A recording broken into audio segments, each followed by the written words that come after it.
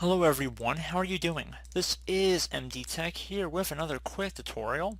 In today's tutorial, I'm going to show you guys how to hopefully resolve if you're getting an issue with your remote desktop connection where it says that an internal error has occurred. So we're going to go ahead and hopefully be able to address the problem without too much of a hassle here. So we're going to start by opening up the start menu, left click on the start button one time, type in remote desktop connection. Best match should come back with a desktop app. You want to left click on that one time. Click on show options, so expand that. Now you want to left click on the experience tab. Now that underneath the experience tab, you want to make sure the box where it says reconnect if connection is dropped is checkmarked in here. So again, make sure it's checkmarked and then left click on connect. Again, you have to make sure you're actually connected to something here, which we are not. But you want to make sure that again that this check mark is filled next to reconnect if connection is dropped. So pretty straightforward on that end, and hopefully that would have been able to resolve the problem. Another thing you can try if you're on Windows 7, Windows 8, or Windows 10, or any edition of Windows 10 that's not Windows 10 Home, you want to go ahead and open up the start menu, type in group policy. Best match should come back with edit group policy. Left click on that one time to open up the local group policy editor here.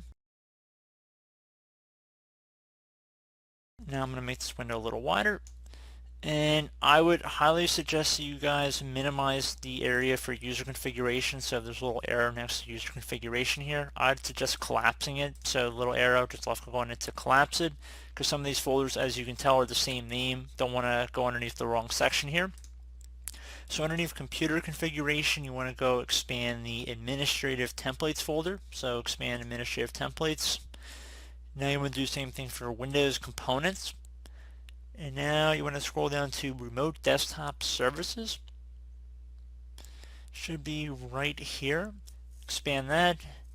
And then there should be something that says remote desktop session host. And expand that. And now you want to select the security folder, just left click on it one time.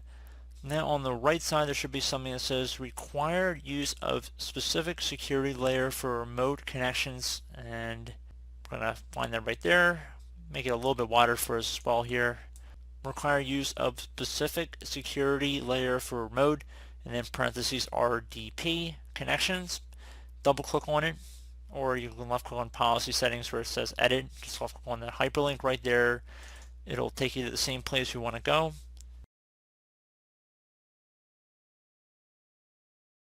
And now that we are in this window here, you want to select enabled and security layer. You want to click inside this drop down. Make sure you set it to RDP, and then left click on apply and OK.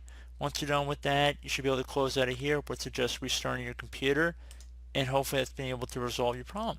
So if you're still having an issue here, we could, after you've restarted your computer, left click on the type in system. One of the best matches should come back with system right above control panel. You just want to left click on that one time.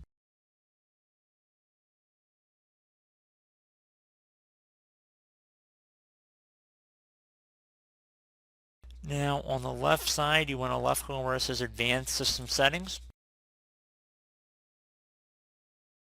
And now you want to left click on the remote tab on the far right side.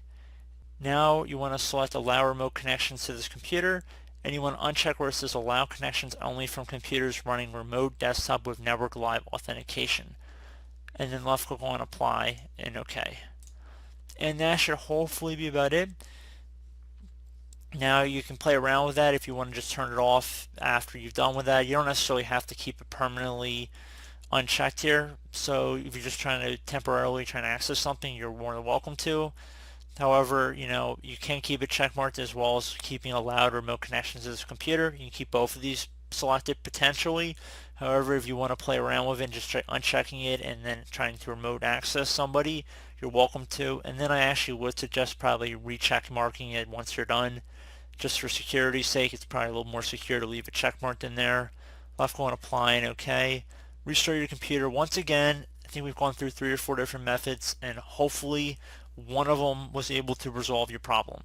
So pretty straightforward tutorial today, guys. I hope I was able to help you out, and I do look forward to catching you all in the next tutorial. Goodbye.